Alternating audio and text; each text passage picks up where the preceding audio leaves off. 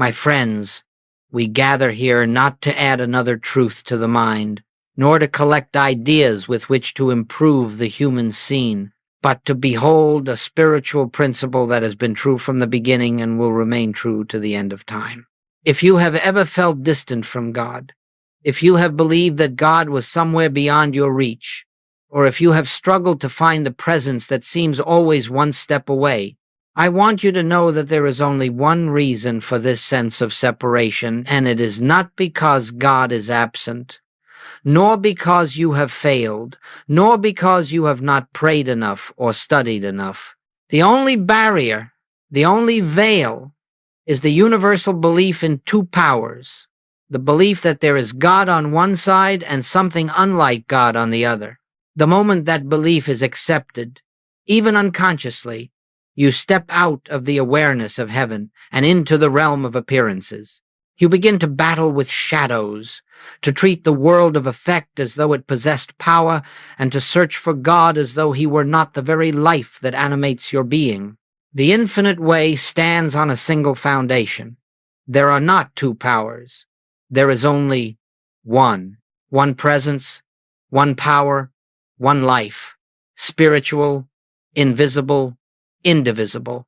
And everything that has seemed to oppose you, frighten you, or threaten you has had its existence only in the imagination that believes in a power apart from God. Today, as we move deeper into this hour, let us be willing to release every notion that the world, the body, the mind, or any circumstance has authority over us. Let us come with empty hands, empty thoughts, willing hearts, prepared to discover that separation has never existed, and that the presence we seek is the very essence of our own being. When this truth dawns, even faintly, the entire structure of fear begins to dissolve, for you cannot fear that which has no power, and you cannot be separated from that which is the substance of your life. And so we begin with this simple but profound recognition: there is only God, and nothing stands beside God to oppose, resist, or diminish the infinite. In this realization, the search ends, the struggle ends, and the journey home begins, not outward, but inward, to the kingdom that is already here. Now, let us look more deeply at how this sense of separation ever arose. For the infinite itself knows nothing of division, nothing of conflict, nothing of opposing forces. Therefore, anything that claims such existence must originate not in spirit but in the human mind. From the moment human consciousness began to interpret life through the five senses, a great misunderstanding took root: the belief that what is seen, heard, touched, tasted, or smelled has authority, substance, and power. And because these impressions are many, the mind concluded that power is many. It saw health and disease, success and failure, love and hate, abundance and lack, and it believed that each pair represented two opposing realities. But, my friends, the moment you accept that appearance has power, you have unknowingly declared that something stands beside God, and in that single instant the world becomes a battlefield rather than a garden. The body becomes a power. The economy becomes a power. Weather becomes a power. People become powers, for good or for harm, and you begin to live between forces that push and pull you. This is the birth of what we call the illusion, not because appearances do not seem real, but because they have no life of their own. The human mind, unaware of the one invisible presence that forms all being, divides the indivisible and then fears the shadows it has created. But spirit knows no such division. Spirit knows only its own infinite, harmonious expression. So as long as you identify with the human mind and its judgments, you will experience life as a conflict of powers. But the moment you turn inward, even slightly, you begin to sense that beneath the appearance is a single, undivided life. moving in perfect order. You begin to see that disease does not oppose health, for both are mental images imposed upon the one spiritual body. You begin to see that lack does not oppose supply, for both are interpretations of the one spiritual storehouse. The human mind divided the indivisible, but consciousness, your true self, remains forever whole. And until this is recognized, you will continue to fight phantoms, never realizing that the battle ends the moment you refuse to grant power to anything external. So we begin to awaken by questioning the very thing the world takes for granted, the belief that anything has power apart from God. This recognition is the first crack in the shell of separation. It is the beginning of freedom. When the Master said, "I can of my own self do nothing," he was not speaking from humility, nor offering a poetic phrase to inspire future generations. He was revealing the fundamental law upon which all spiritual power rests. For the human sense of I, the personal, striving, fearful, self-defending identity, is the very one that believes in two powers. It is this sense of I that worries, reacts, resists, fights, achieves, and suffers. And it is this I that stands outside the kingdom, forever trying to enter through effort. But the true I, the I that existed before Abraham, the I that is the life of every individual, is the very presence of God expressing itself.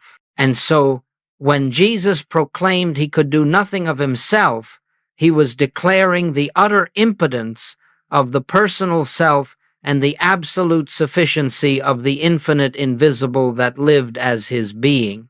This is the point at which the spiritual path truly begins, when you stop expecting the human mind to accomplish what only spirit can do, when you recognize that your personal thoughts, calculations, fears, and desires cannot heal, cannot prosper, cannot harmonize, cannot save. In that moment, the burden shifts from the shoulders of the finite to the freedom of the infinite. You begin to see that every attempt to fix life through personal will only strengthens the illusion of separation. The more you try to be strong, the more you affirm weakness, the more you try to manipulate conditions, the more reality you give to the conditions themselves. But when you rest in the truth that the personal sense of I has no power, no wisdom, no capacity to act, you make way for the one power to reveal itself. You begin to experience what the Master meant when he said, "The Father within me, he doeth the works." This does not diminish you, it liberates you. It releases you from the impossible task of managing the universe and restores you to your rightful place as a transparency through which the infinite shines. And so the most powerful realization you can ever come to is this: nothing is expected of you as a human being, for the human is not the doer of spiritual works. Your function is not effort. Your function is recognition. The moment you shift from the personal I to the divine I, you stand at the threshold of true spiritual power, where the works are done through you, not by you. And in that awareness, fear dissolves, for you are no longer a separate being facing a hostile world. You are the presence of God expressing itself as you. And now we come to an illustration so simple that the human mind will overlook it, yet so profound that it can dissolve years of fear in a single moment of recognition. Consider your hand. This hand can comfort or it can strike. It can give or withhold. It can build or destroy. And yet, the hand itself has no power. It is neither good nor bad. It is neither moral nor immoral. It is neither creative nor destructive. All that the hand appears to do is but the expression of the consciousness that animates it. If the consciousness is loving, the hand expresses love. If the consciousness is fearful, the hand expresses fear. The hand is an effect. Consciousness alone is the cause. And so it is with every condition of life, every circumstance, every appearance. Nothing in the world of form has power. No body, no disease, no bank account, no person, no weather, no government, no event. These are but hands, so to speak, effects without inherent authority. But the moment you begin to treat these effects as causes, you have stepped into the illusion of two powers. You begin to fear what the body can do, what money can do, what people can do, what circumstances can do.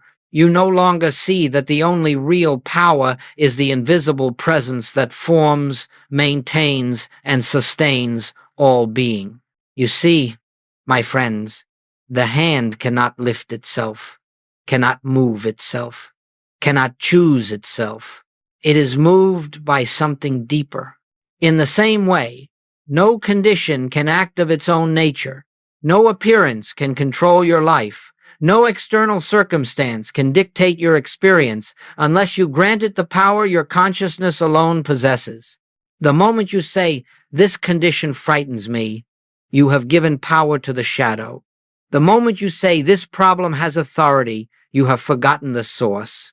But when you look at any appearance and quietly realize this has no power, it is neither good nor bad, it is only an effect, you withdraw the belief that sustains the illusion. You return to the awareness of the invisible cause, the I that moves all creation. And in that recognition, the appearance begins to dissolve, not because you changed the effect, but because you withdrew the false belief that gave it life. All healing, all harmony, all peace is found the moment you stop fighting shadows and turn instead to the source. For the cause is God, the infinite invisible, and the effect is only the outer picture. And the outer picture has no power in itself. None. The moment this becomes clear, even slightly, the entire drama of fear and struggle begins to fall away, for you see that nothing external has ever had authority over the one who lives as your very being. Now, having seen that the appearance has no power and the cause is always the invisible presence, we must understand the most difficult and yet most liberating principle of spiritual living. Never resist a problem. The world teaches resistance. Fight the illness. Fight the lack. Fight the circumstance. Fight the person. But the moment you resist, you have declared another power. You have affirmed that something stands beside God, capable of acting in opposition to the infinite. Resistance is the birth of fear, and fear is always the admission of two powers.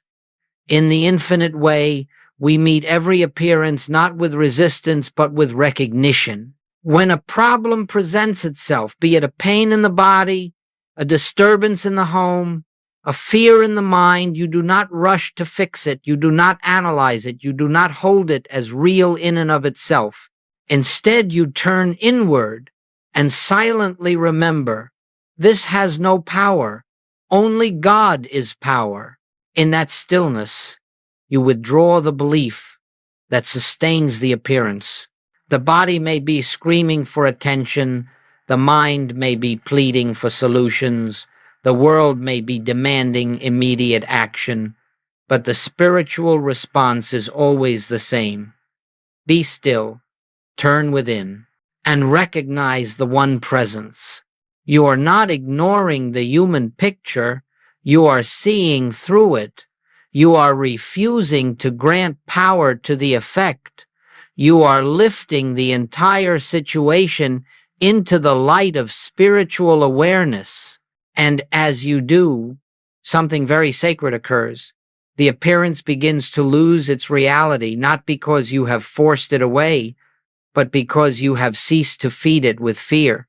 When you stand in non-resistance, you stand where Christ stood, resting in the assurance that the Father within doeth the works. This is why Jesus never argued with a condition, never struggled with it, never fought with it. He simply recognized the perfection of God where the world saw imperfection, and in that recognition, the appearance dissolved of its own weightlessness. The moment you resist nothing, you discover that nothing external can harm you, influence you, or bind you, because nothing external has power. Instead, you meet every situation with a quiet inner confidence, the recognition that the infinite, invisible, the presence within, is the only activity, the only law, the only life operating anywhere. And as this becomes your practice, you begin to find that problems lose their urgency. They no longer terrify you, because you know that nothing can oppose the one presence that lives your very being. In non-resistance, you are lifted into spiritual authority, not the authority of domination, but the authority of truth recognized.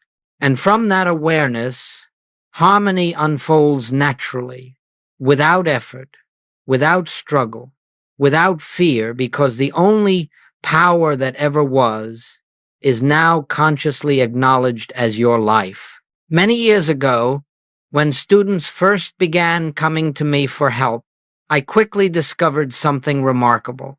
Healings did not occur because we changed the condition, nor because we applied some mental force to overcome it, but because even for a brief moment, the individual or the practitioner caught a glimpse of the truth that there is only one power. I remember a woman who came with a long-standing physical ailment, one that had been treated, analyzed, and feared for many years. She fully believed the condition had power to limit her, power to frighten her, power to determine her experience. But as we sat together in silence, I did not treat the disease. I did not speak to the body. I did not attempt to change the outward form.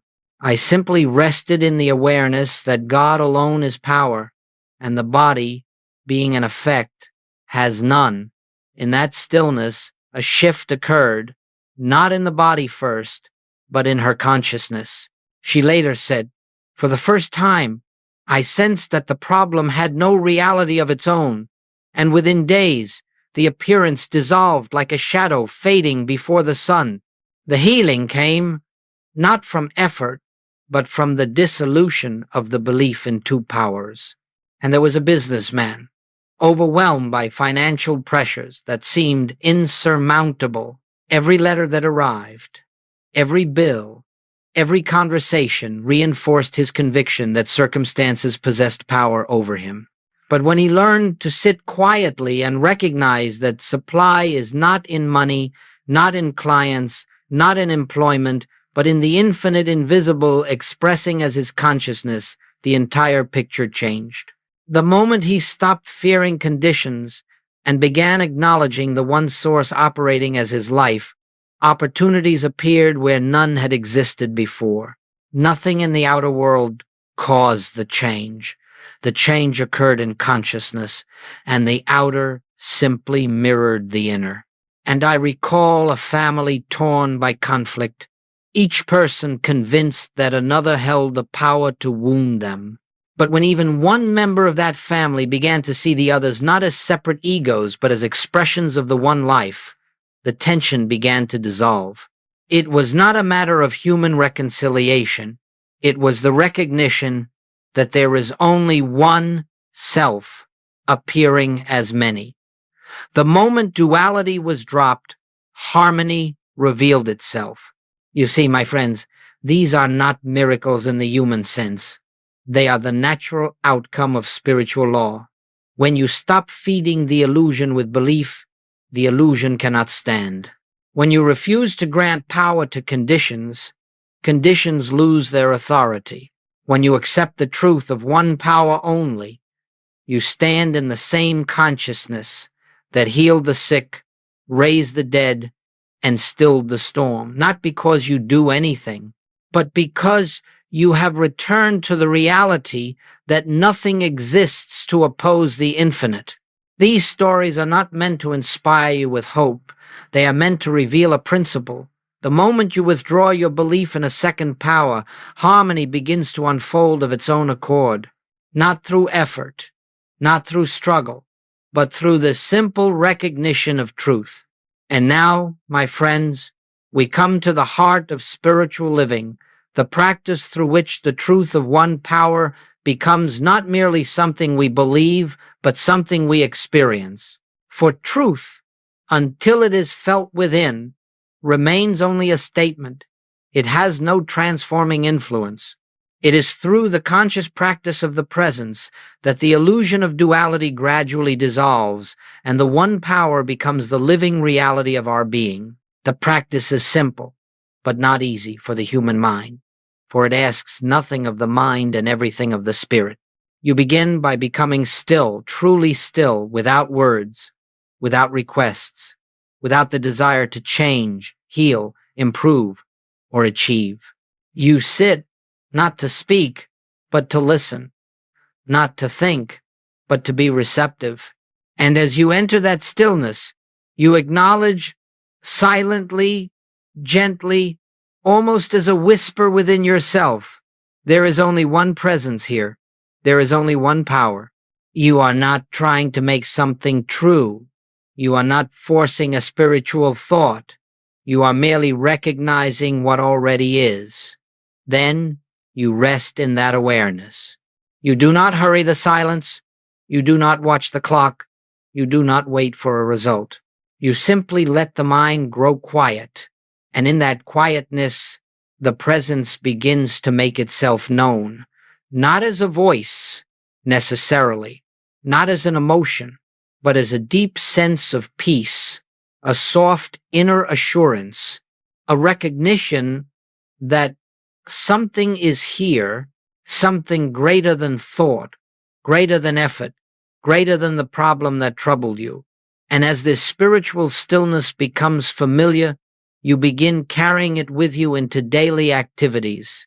While walking, you pause inwardly. Only one power. While working, you remember, there is no power in the outer world. All power is within. When a disturbance arises, you do not immediately react. You withdraw into the inner sanctuary and allow the one presence to bear witness for itself. This practice is not for moments of crisis alone. It must be lived through the small, ordinary tasks of daily life until the recognition of the one becomes natural, spontaneous, unforced. Slowly, the mind's habit of fearing appearances weakens. Slowly, the reflex of reacting to conditions fades. You find that your first impulse is no longer to fix but to observe, no longer to struggle but to rest, no longer to resist but to recognize. This is the practice of the presence, returning again and again to the inner awareness that God is, and nothing stands beside God. And in this practice, the old sense of a separate, vulnerable self begins to dissolve, and the truth dawns. The one power is not merely with you, it is your own being, living itself as your life. This realization cannot be forced, but it comes naturally to the heart that consistently turns inward, listens deeply, and rests in silent receptivity. As this realization of one power deepens, something remarkable begins to occur, not through effort or discipline, but through the natural activity of spirit in your consciousness. Life itself changes. You will discover that fear begins to lose its foundation, for fear is always the product of believing that something outside you has power. When you no longer grant that power, the emotion has nothing to attach itself to, and it simply fades. You will notice that the anxieties you once carried about health, finances, relationships, or future events do not grip you as they once did. It is not that you have become careless or indifferent, but that you sense more deeply each day that the infinite invisible governs all things without your supervision. And as this trust becomes your way of being, you will find that the body responds with greater harmony, because you are no longer holding it in fear.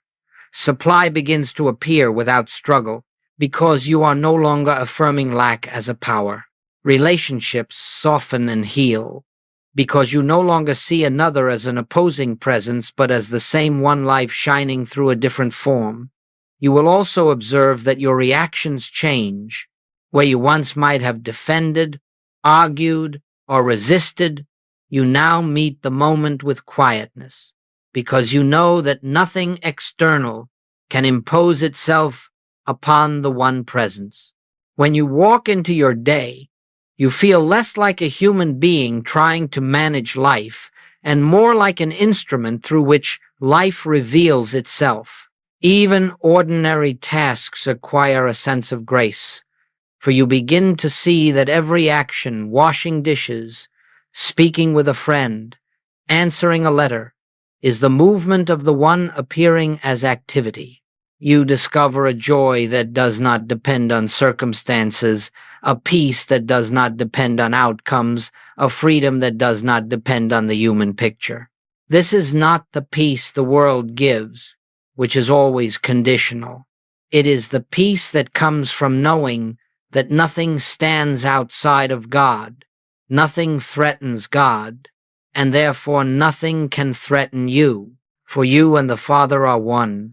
As duality dissolves, you find yourself living from the inside out, no longer pushed or pulled by appearances, but guided from within by a presence that is always wise, always loving, always sufficient unto every moment. This is the beginning of true spiritual living, where life unfolds not by your plans, but by the quiet, steady revelation of the one that lives your life for you.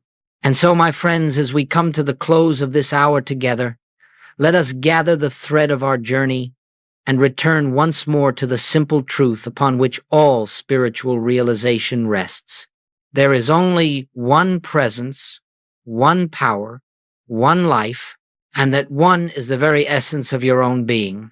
Whatever fears you have carried, whatever doubts have followed you, whatever burdens have weighed upon your heart, all of these arise from the belief that something exists apart from God, something with power to influence your good. But now you know that this was never so. Separation was never a fact, only a belief. Duality was never a condition, only a thought. And the moment that belief dissolves, even faintly, the light of your true identity begins to shine through, revealing a presence that has never left you, a love that has never wavered, a life that has never been threatened. From this moment forward, let your practice be simple. Do not struggle with truth. Do not try to force spiritual realization. Instead, pause throughout your day and quietly remember there is only one presence here. Nothing stands beside it. Let this recognition become the gentle undercurrent of all your activities. When challenges arise, let your first response be inward. Father, thou art the only power. When joys appear, let your gratitude flow to the invisible source. That alone is the giver of all good. And above all, rest in the assurance that the one power that governs the universe is the very life living as you. There is nothing to achieve, nothing to attain, nothing to reach. There is only the unveiling of what has always been true. In this awareness, you walk in the world not as a struggling human being, but as a transparency through which the grace of God shines unhindered.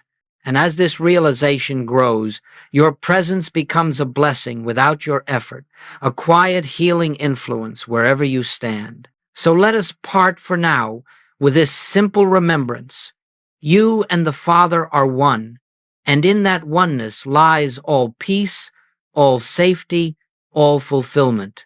Return to it often, rest in it deeply, and let the one presence reveal itself as your life your mind, your being. And as you do, you will discover that the journey is not toward God, but from God, the one living its own life as you.